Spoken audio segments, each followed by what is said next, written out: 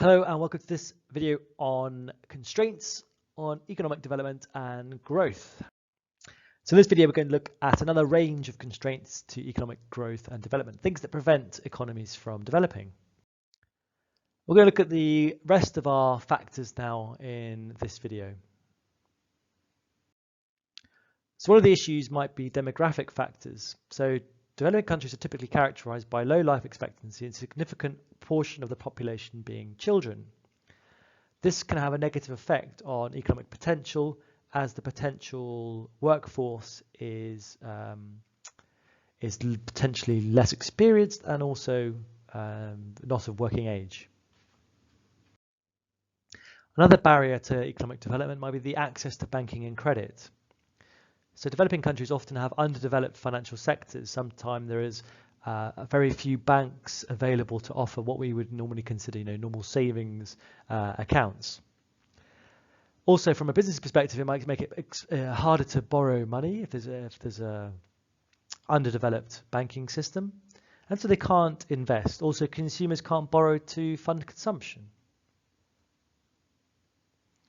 Often, weak financial institutions make these countries unattractive destinations for multinational banks. So the likes of HSBC and Barclays and so on won't open in these countries where they think there's a political risk or the legal system is not particularly strong.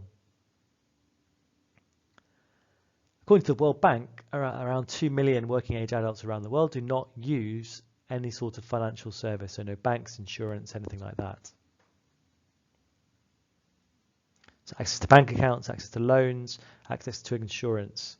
In particular, this is a particularly gendered issue in some countries where women are 20% less likely than men to have an account and 17% less likely to have borrowed from a formal financial institution.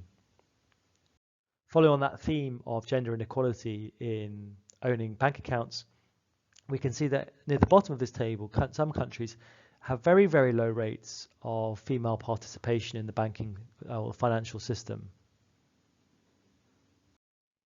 Poor levels of infrastructure can also be an issue in many countries.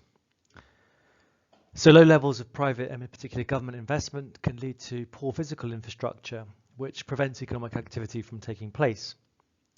It might be because these are normally quite significant investments with long payoff times that governments may not be able to afford.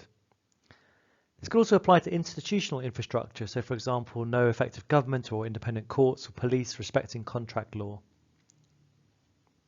Infrastructure gaps limit economic growth and human development because they increase the supply costs for businesses, they reduce the geographical mobility of labour, they damage export competitiveness, make a country less attractive for inward FDI, make an economy vulnerable to the effects of climate change, and can also contribute to gender inequality, for example, healthcare and schools.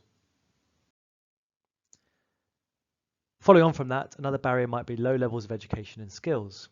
So we often recall this the human capital of a country, and this refers to the skills, experience, attitudes, aptitudes of the human element of production. In many countries, secondary and tertiary school enrollment, so those beyond primary school age, is low, and the teaching quality attendance is poor. Often there's a big gap between the expected years of schooling, how long they're meant to be in school, and the actual average number of years of schooling that countries achieve. We see huge inequality within countries and between developing countries in the quality of schooling and access. Often we see that some countries may suffer from a brain drain where the most talented, most skilled people leave the country to pursue higher income jobs elsewhere. Often these are also linked to malnutrition. An example might be Zambia. Here are some statistics here about the quality of education in Zambia. And so the highlights here, or the lowlights if you might, only 1/3 of adults have experienced some form of secondary education.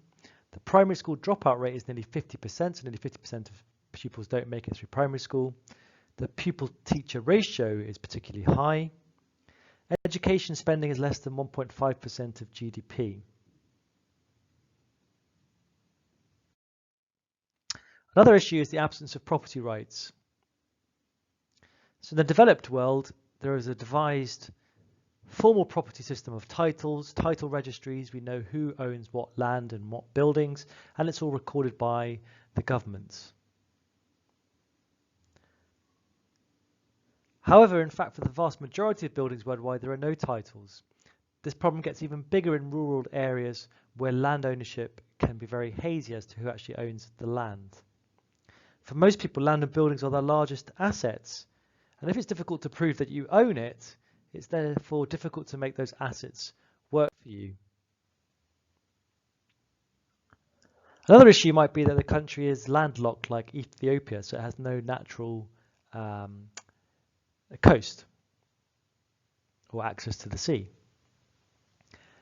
Landlocked countries face significant challenges integrating in global trade without the infrastructure and efficient logistics that can be provided easily through sea travel. It can be difficult, therefore, to get products out of the country.